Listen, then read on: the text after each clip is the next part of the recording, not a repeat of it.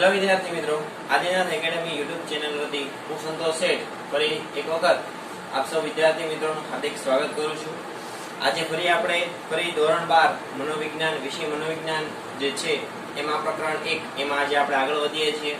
ગઈ વખતે તમને યાદ હોય તો આપણે ધ્યાનનો અર્થ, એના નિર્ધારકો એટલે કે એના ઘટકો, એને કોણ નક્કી કરે એ વસ્તુ જોઈ હતી। હવે આજે પ્રકરણ 1 જે છે સંવેદન, ધ્યાન અને પ્રત્યક્ષીકરણ, એમાં આપણે આજે મહત્વનો એક અલગ ટોપિક જોવાનો છે જેનું નામ છે પ્રત્યક્ષીકરણ।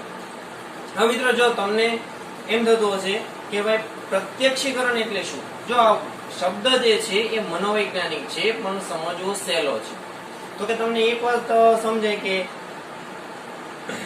જોવું ખબર પડે ને, જોઈએ તો જોવું એટલે જ આપણે પ્રત્યક્ષીકરણ કહેવાય। તો કે એ કઈ રીતના, તો કે ખાલી જોવું એની તો પાછું પ્રત્યક્ષીકરણ ન કહેવાય। તો કે એનાથી વિશેષ શું, તો કે સમજવાની સાથે જોવું એટલે પ્રત્યક્ષીકરણ, આ એનો સાદો અર્થ। તો કે કઈ રીતના, માનો કે આજે તમે કોઈ પણ વસ્તુ જોવો છો અને તમે જોયાની સાથે જ તે સમજી જાઓ છો, તો આ વસ્તુથી તમે પ્રત્યક્ષીકરણ કર્યું। અને જે પ્રત્યક્ષીકરણ છે મિત્રો, એ સંવેદનના આધારિત છે, એટલે કે જેવું આપણે પ્રત્યક્ષીકરણ થાય, જેવું સંવેદન થાય એવું આપણને પ્રત્યક્ષીકરણ, એટલે કે આમ બંને પ્રકારની માનસિક પ્રક્રિયાઓ છે। એટલા માટે અહીંયા ભેગું લખ્યું છે, આખું પ્રકરણનું નામ સાથે આપ્યું છે, તો કે સંવેદન છે, ધ્યાન છે અને પ્રત્યક્ષીકરણ છે। તો પહેલા તમને સંવેદનની સમજૂતી આપી, પછી ધ્યાન અને હવે પ્રત્યક્ષીકરણ, બરોબર। તો આ એક પ્રકારની માનસિક પ્રક્રિયા છે, બરાબર। જોઈએ તો કે એમાં આપણે જોવાનું છે શું શું વસ્તુ, તો કે ત્રણ વસ્તુ, એક તો અર્થ અને એની વ્યાખ્યા, આગળ જોવાનું છે એની પ્રત્યક્ષીકરણની પ્રક્રિયા, તો કે કઈ રીતના એ પ્રત્યક્ષીકરણ થાય છે, અને એનાથી આગળ જે છે એ શું જોવાનું છે, તો કે પ્રત્યક્ષીકરણમાં સંગઠનના નિયમો, અને આ સિવાય ઊંડાઈ અને અંતરનું પ્રત્યક્ષીકરણ, એટલે કે આપણે કઈ રીતના જોઈએ છીએ અને કઈ રીતના સમજીએ છીએ, તો એના વિશેની સમજૂતી, આટલી વસ્તુ છે પ્રત્યક્ષીકરણમાં, બરોબર।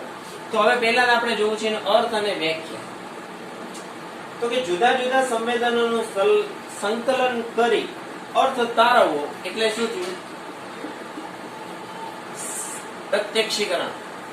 એટલે કે જે કાંઈ પણ જુદા જુદા સંવેદનો ભેગા થાય છે એ સંવેદનો ઉપર એક પ્રકારનો એનામાંથી અર્થ કાઢવો, કે આ સંવેદન મને થયું, જેમ કે શ્રવણ સંવેદન મને થયું, તો એનો અર્થ શું છે, એટલે કે એ સંવેદન થવાથી આપણે જે અર્થઘટન કાઢીએ છીએ, બરોબર। તો એ અર્થઘટન એટલે બીજું કાંઈ નહીં, આપણું પ્રત્યક્ષીકરણ। એટલે મેં તમને ઇન ધ શોર્ટ જે વસ્તુ કીધી સમજીએ છીએ, જેમ કે દ્રષ્ટિ સંવેદન છે તો જોતાની સાથે સમજી રહીએ છીએ કે આ વસ્તુ શું છે, તો કે મારી સામે કોઈ લાલ કલરની વસ્તુ પડી છે અને ખાવા લાયક છે, તો હવે આ જે લાલ કલરની વસ્તુ ખાવા લાયક છે તો તમને બધાને ખબર પડી ગઈ છે કે હું શેની વાત કરી રહ્યો છું, સફરજન, બરોબર। તો જે સફરજન જે છે એ ખાવા લાયક વસ્તુ છે, એક પ્રકારનું ફળ છે। તો આ જે છે એને શું કહેવાય છે, એ કોઈ વસ્તુને એના એ જ સ્વરૂપમાં જોવી એટલે પ્રત્યક્ષીકરણ, બરોબર। હવે આનાથી આગળ તો કે સંવેદન અને પ્રત્યક્ષીકરણ, એમાં પ્રત્યક્ષીકરણ છે થોડી જટિલ માનસિક પ્રક્રિયા છે, કેવી છે, થોડીક જટિલ છે। સંવેદનમાં તરત જ તે જે કોઈ સંવેદન વિસ્તાર કેન્દ્ર છે ત્યાં સુધી મગજ સંદેશો પહોંચી જાય એટલે એ સમજાય છે, પણ અહીંયા શું છે કે આખું સમજવું પડે છે, બરોબર, કે સંદેશો શું આવ્યો, કેવી રીતે આવ્યો, હવે એનો જવાબ કઈ રીતના આપવો, જે મગજ જે માનસિક પ્રક્રિયા કરે છે એ છે આપણું પ્રત્યક્ષીકરણ, બરોબર। હવે એની અમુક વ્યાખ્યાઓ મનોવૈજ્ઞાનિકો આપેલી છે, જે આપણા માટે પરીક્ષા માટે 1 માર્કનો સવાલ પૂછે છે, તો કે પ્રત્યક્ષીકરણ એટલે શું। આમાં તમે કોઈ પણ એક મનોવિજ્ઞાનની વ્યાખ્યા લખી શકો છો, અને જો તમને એ મનોવૈજ્ઞાનિકનું નામ યાદ હોય તો એનું નામ યાદ લખી શકો છો, બરોબર, તો તમે વધારે સારા માર્ક્સ મેળવી શકશો, બરોબર। તો કે પહેલું છે, તો કે જેના દ્વારા આપણે પદાર્થોને તેમના યથોચિત સ્વરૂપમાં ઓળખીએ છીએ। હવે યથોચિત એટલે શું, તો કે યથોચિત એટલે બીજું કાંઈ નહીં, મૂળ,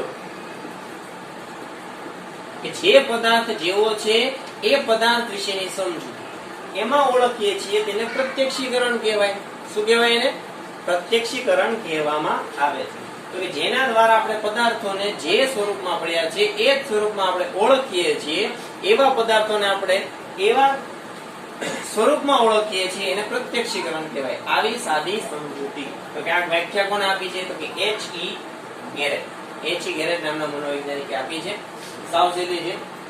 આગળ તો કે પ્રત્યક્ષીકરણ એવી પ્રક્રિયા છે, જો મેં તમને પહેલા કીધું હતું, માનસિક જટિલ પ્રક્રિયા છે. તો કે પ્રક્રિયા આવ્યું તો કે જે દ્વારા આપણે, તો કે એ પ્રક્રિયામાં આપણે શું કરીએ તો કે આપણે આપણા પર્યાવરણમાંના, આપણું પર્યાવરણ એટલે કોણ?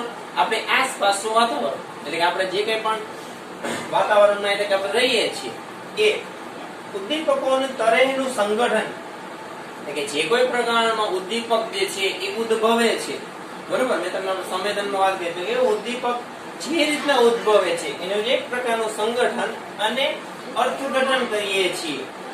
તો કે આ અર્થઘટનને શું કહેવામાં આવે છે? પ્રત્યક્ષીકરણ. તો કે પ્રત્યક્ષીકરણમાં મિત્રો બીજું કાંઈ જ નથી, મહત્વનું અને એક મહત્વનો શબ્દ યાદ રાખવાનો છે જેનું નામ છે અર્થઘટન.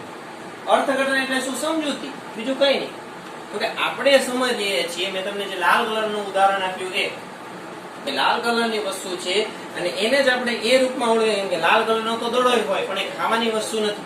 જો પાછળ એનું બીજું લક્ષણો જો ખાવાની વસ્તુ છે, તો એ કઈ ખાવાની વસ્તુ કઈ છે, બરોબર? તો આપણે એના મૂળ સ્વરૂપમાં જોઈએ છીએ અને સમજીએ છીએ, એને આપણે લક્ષણો ખબર છે, તો એવા સ્વરૂપને શું કહેવાય છે? પ્રત્યક્ષીકરણ. ત્યાર પછીની બીજી વ્યાખ્યા મિત્રો જોઈએ કે સંવેદનો દ્વારા જ્ઞાનેન્દ્રિયો પર અસર કરતા કોઈ પણ પદાર્થ કે પરિસ્થિતિનું તત્કાલિક જ્ઞાન એટલે પ્રત્યક્ષીકરણ. તો કોની દ્વારા? સંવેદનો દ્વારા. જ્ઞાનેન્દ્રિયો પર અસર કરે કાંઈ પણ, મેં તમને આપણે પહેલા વાત કરી હતી કે જે કંઈ પણ સંવેદન જે છે એ જ્ઞાનેન્દ્રિયો મારફતે સંદેશાઓ લઈ આવે છે, તો એ સંદેશાઓને અસર કરે છે જેમાં કોઈ પણ પદાર્થ હોય કે પરિસ્થિતિ હોય એનું તત્કાલીન જ્ઞાન, એટલે કે તત્કાલીન આપણને સમજ પડે કે આ પદાર્થ શું છે, વસ્તુ શું છે, કે વ્યક્તિ શું છે, કે પરિસ્થિતિ શું છે, એ તત્કાલીન આપણને જ્ઞાન ઉપજે છે. તો એ કોની મદદથી? અને એ જે જ્ઞાન ઉપજાવવાની ક્રિયા છે એટલે બીજું કઈ નહીં, આપણું પ્રત્યક્ષીકરણ. હવે મિત્રો વ્યાખ્યાનું વિશ્લેષણ કરતા થોડાક મુદ્દાઓ તારવા મળ્યા છે, જેમ કે તો કે આપણા જે સંવેદનો જે છે એનું અર્થપૂર્ણ અનુભવમાં સંગઠન, બીજું એટલે શું કહેવાય? પ્રત્યક્ષીકરણ. પ્રત્યક્ષીકરણમાં થાય છે શું? તો કે બધા જે કંઈ પણ સંવેદનો જે છે એનું અર્થપૂર્ણ અનુભવમાં, અર્થપૂર્ણ એટલે કેવું? સમજાય જાય એવું. જો અમુક સંવેદનોનો માનો કોઈ પણ અર્થ ના નીકળતો હોય તો એ કોઈ કામનું નથી, પણ આ એવા અનુભવોનું સંગઠન છે જેને આપણે શું કીધું છે? પ્રત્યક્ષીકરણ. તો યાદ રાખવાનું, સંવેદનોનું અર્થપૂર્ણ અનુભવમાં સંગઠન. જે સંગઠન એટલે ભેગા થઈને આપણને એક સમજ ઉપજાવે છે, એ સંવેદનો અર્થપૂર્ણ અનુભવમાં સંગઠન એટલે શું કહેવાય? પ્રત્યક્ષીકરણ. બીજું છે જટિલ માનસિક પ્રક્રિયા. મેં તમને પહેલા કીધું હતું કે આ સંવેદનો તો ખાલી અમુક પ્રકારના સંદેશાઓ લઈને મગજને મોકલે છે, પણ મગજની ઉપર જે પ્રક્રિયા કરે છે સમજવાની પ્રક્રિયા, અને સમજવામાં આવે છે એક શબ્દ જે મેં તમને આગળ લખાયો તો અર્થઘટન. અર્થઘટન કરવાની જે પ્રક્રિયા છે, જે અઘરી પ્રક્રિયા મગજ કરે છે, માનસિક પ્રક્રિયા, એટલા માટે જટિલ માનસિક પ્રક્રિયા.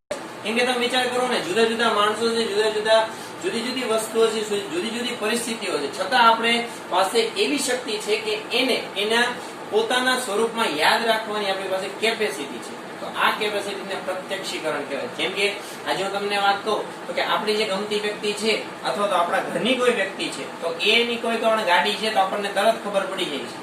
બધાની ગાડી આવે છે, એનો અવાજ એ કરતા આપણી ગાડીનો અવાજ હોય, હોર્નનો અવાજ હોય તો આપણને ખબર પડી જાય. તો જો જુદી જુદી વસ્તુ પર આપણને ખબર છે, જેમ કે આ વસ્તુનો કોન્સેપ્ટ આપણને છે કે આને પેન કહેવાય, માર્કર પેન કહેવાય, ઓલી વસ્તુને પેન્સિલ કહેવામાં આવે છે. તો અહીંયા જે વાત થઈ જુદી જુદી વસ્તુઓ વિશેના માનસિક જટિલ માનસિક પ્રક્રિયા એને યથોચિત સ્વરૂપમાં યાદ રાખે, એ આપણું પ્રત્યક્ષીકરણ. બરોબર? હવે એની આગળ છે કે વાસ્તવિક પરિચય. તો કે આ બધું થવાથી શું થાય ખબર છે? વિશ્વમાં જે કંઈ પણ ઉદ્દીપકો છે, જે કંઈ પણ સંવેદનો છે, એ આપણને એક પ્રકારનો વાસ્તવિક પરિચય કરાવે. તો કે વસ્તુ જે છે એના વાસ્તવિક સ્વરૂપમાં, વાસ્તવિક પરિચયમાં ઓળખ આપે, અને આ જ પરિચય આગળ જઈને એક વિશિષ્ટ છાપ ઉપસાવે. શું કરે? વિશિષ્ટ છાપ. એટલે પણ તમને એમ થાય ને, આપણે કોઈ પણ વસ્તુનો અનુભવ કરેલો હોય તો એ આપણને છાપ તરત સરસ રીતના ઉપસાવી શકે છે. બરોબર? તો કે આટલી વસ્તુ છે પ્રત્યક્ષીકરણ. બરોબર? તો મિત્રો આપણે સમજવાનું જે છે એ છે પ્રત્યક્ષીકરણની પ્રક્રિયા, એટલે કે પ્રત્યક્ષીકરણ થાય છે કઈ રીતે. તો પહેલા મેં તમને વ્યાખ્યામાં તે ઘણી બધી વસ્તુ કહી દીધી છે. હવે આપણે શોર્ટ એન્ડ સ્વીટ રીતે સમજવાનું છે અને એના શબ્દો દ્વારા યાદ રાખવાનો પ્રયત્ન કરવાનો છે, બરોબર. તો એ પહેલા તમારે એક વાક્ય જે ફરજિયાતપણે યાદ રાખી લેવાનું છે અને સમજી લેવાનું છે. તો કે એ વાક્ય શું, તો કે મેં બોર્ડ ઉપર લખ્યું છે પ્રત્યક્ષીકરણની પ્રક્રિયા. તો કે જ્ઞાનેન્દ્રિયો દ્વારા ઉદ્દીપકનો અનુભવ થાય. કોનો અનુભવ? ઉદ્દીપકનો અનુભવ થાય તે સંવેદન છે. આપણી જે કોઈ પણ જ્ઞાનેન્દ્રિયો છે, 5 જ્ઞાનેન્દ્રિયો છે, એની દ્વારા જે કોઈ પણ ઉદ્દીપકનો આપણને અનુભવ થાય છે એ અનુભવ એ આપણું સંવેદન છે, અનુભવ થાય છે. અને તેનું અર્થઘટન થાય. અર્થઘટન એટલે કે આપણે માનો કે જોવાની વસ્તુ હોય, જેમ કે દ્રષ્ટિ સંવેદન છે, તો આપણે શું જોયું એ જે આપણે અર્થઘટન કરીએ છીએ. આપણે જોવાઈ ગયું, જ્ઞાનેન્દ્રિયો મારફતે આપણે જોઈ લીધું અને એ ઉદ્દીપકનો અનુભવ થયો અને એના જે કઈ પણ સંવેદન વિસ્તાર કેન્દ્ર સુધી મેસેજ ગયો, તો એ મેસેજ જઈને એનું અર્થઘટન જે આપણું મગજ કરે છે, એ અર્થઘટન આપણું પ્રત્યક્ષીકરણ છે. આટલી સિમ્પલ વાત. ઉદ્દીપકનો અનુભવ થાય એ સંવેદન છે, બરોબર. પણ એ ઉદ્દીપક શું છે એની સમજૂતી એટલે પ્રત્યક્ષીકરણ છે, બીજું કઈ નહીં. આ પ્રત્યક્ષીકરણની પ્રક્રિયા હોય તો તમને એક પ્રક્રિયા કહું.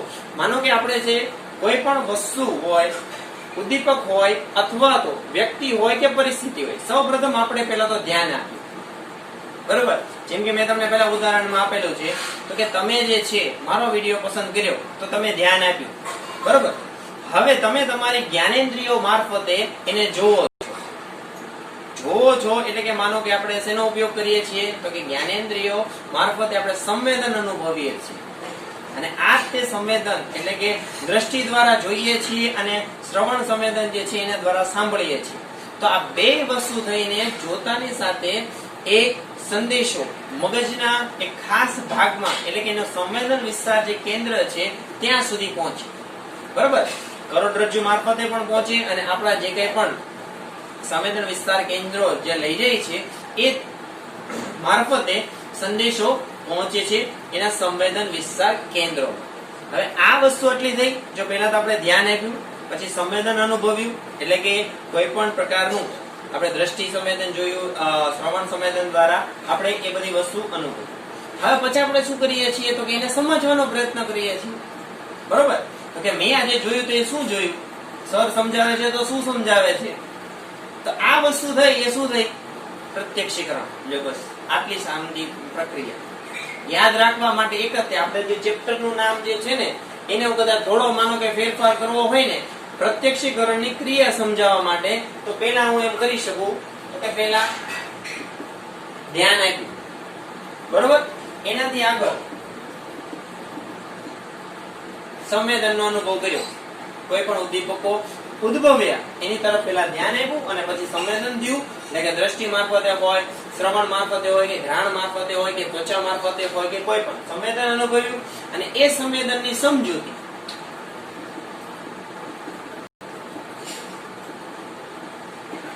એટલે શું, પ્રત્યક્ષીકરણ, બરોબર.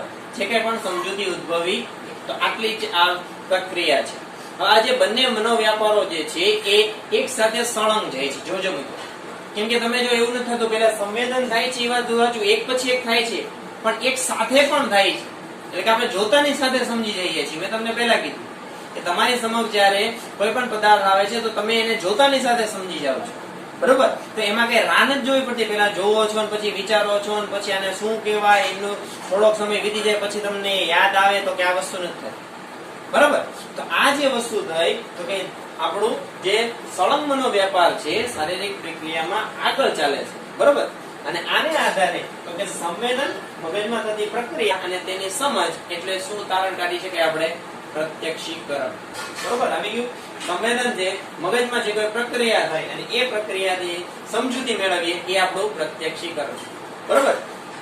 સાવ સાદી સરળ સમજૂતી છે મિત્રો, બરોબર. આટલા શબ્દો જો તમે યાદ રાખી લેશો અને ચિત્ર સ્વરૂપે તો તમને વાંધો નહીં આવે, બહુ સરસ રીતે યાદ રહી જશે ઉદાહરણ મારફતે પણ, બરોબર. સારું. તો આપ સૌ વિદ્યાર્થી મિત્રોનું મારો વિડીયો નિહાળવા બદલ આદિનાથ એકેડમી યુટ્યુબ ચેનલ આપ સૌ વિદ્યાર્થી મિત્રોનો આભાર વ્યક્ત કરે છે.